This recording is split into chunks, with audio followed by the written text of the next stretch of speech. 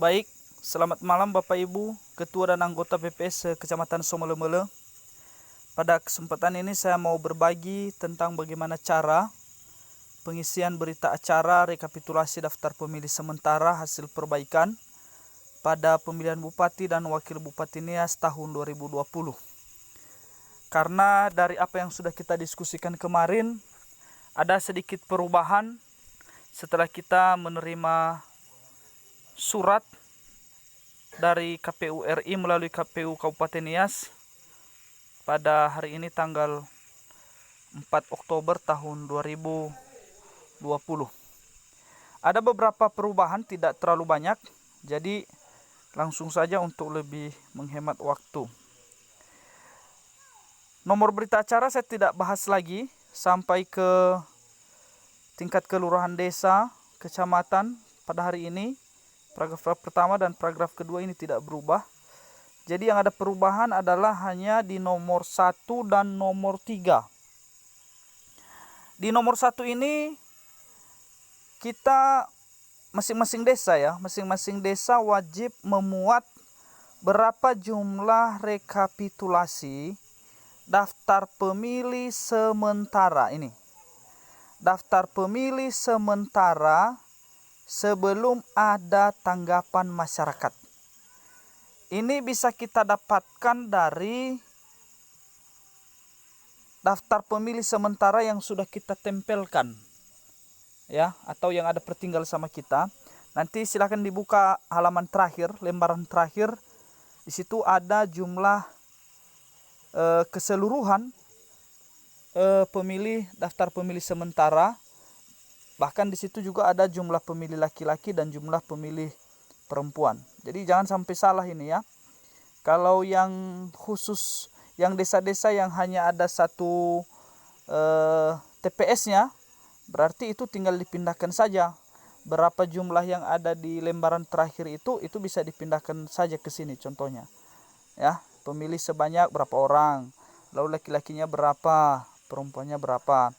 Tetapi khusus desa-desa yang lebih dari satu TPS, misalnya seperti desa Lewumbanua, desa Somelemele, desa Leweguru 1, desa desa Yodane ya, itu wajib dijumlahkan dulu jumlah DPS-nya dari TPS 1 dan TPS 2. Contohnya kalau jumlah daftar pemilih sementara di TPS 1 ada sekitar 250 dan di TPS 2 ada 250 juga, jadi ada 500.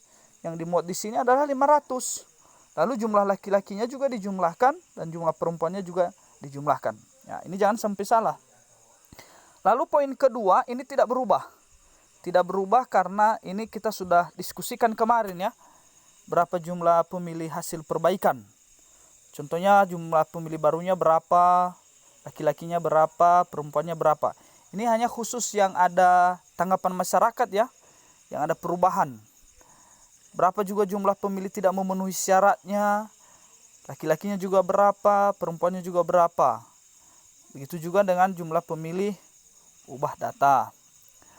Yang berubah lagi ada di nomor 3, ya, di poin 3, yaitu melaksanakan rekapitulasi daftar pemilih sementara hasil perbaikan.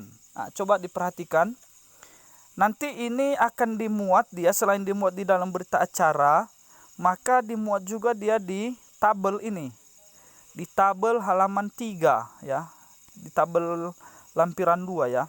Di sini ada rekapitulasi daftar pemilih sementara hasil perbaikan desa pemilihan Bupati dan Wakil Bupati Nias tahun 2020. Jadi bagaimana kita bisa mendapatkan ini? Ini tidak sama dengan isian di poin 1 tadi. Ini yang sudah berubah dan inilah nanti jumlah pemilih terakhir ya, yang akan menjadi yang akan ditetapkan oleh desa menjadi jumlah pemilih sementara hasil perbaikan. Jadi cara mendapatkannya adalah melaksanakan rekapitulasi daftar pemilih sementara hasil perbaikan dengan jumlah pemilih sebanyak. Caranya adalah lihat di lampiran 2 nanti. Pemilih A1 KWK ini diisi nanti dengan berapa jumlah daftar pemilih sementara. Ya. Berapa jumlah daftar pemilih sementara yang tadi sudah dimuat di poin 1. Ya, ini dia. Jadi apa yang sudah dimuat di poin 1 ini, dia dimasukkan di sini. Di pemilih A.1 KWK. Ini dia. Sedangkan nomor 2 ini tadi, nomor 2 ini ya. Poin 2 ini dimasukkan dia ke sini. Lampiran 2, tapi ini dia. Pemilih barunya berapa, pemilih tidak memenuhi syaratnya berapa, lalu perbaikan data pemilihnya berapa. Nah, ini kan. Sedangkan yang poin ketiga, ini ya. Poin ketiga ini, ya, poin ketiga, ini dimuat di sini dan kita dapatkan ini dari jumlah pemilih DPS ini. Jumlah pemilih A1 KWK ini ya, jumlah pemilih A1 KWK ini ditambah dengan jumlah pemilih baru lalu dikurangi dengan jumlah tidak memenuhi syarat. Kalau perbaikan data pemilih ini tidak berubah ya. Ini tidak mengalami terjadi masalah kecuali kalau misalnya ada yang berubah jenis kelamin, tapi di Kecamatan Somalomole itu tidak ada.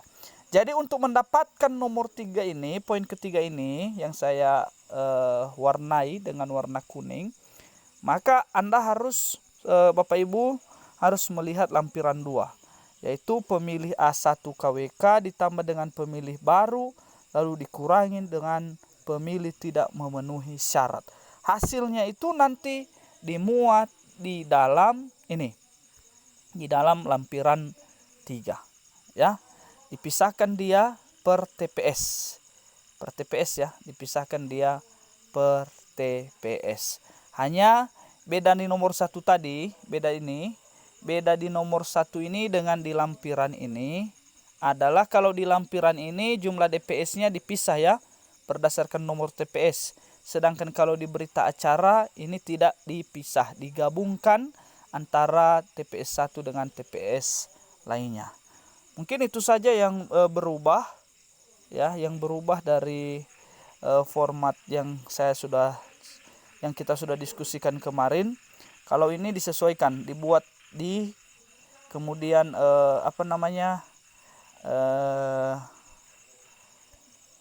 nama-nama anggota PPS ini menandatangani ini juga ya. Jadi itu saja dulu. Kalau ada yang masih kurang dipahami dari cara sederhana ini, Anda boleh chat saya di WA pribadi atau bisa langsung menghubungi saya. Terima kasih atas perhatian. Sebelumnya saya ucapkan terima kasih.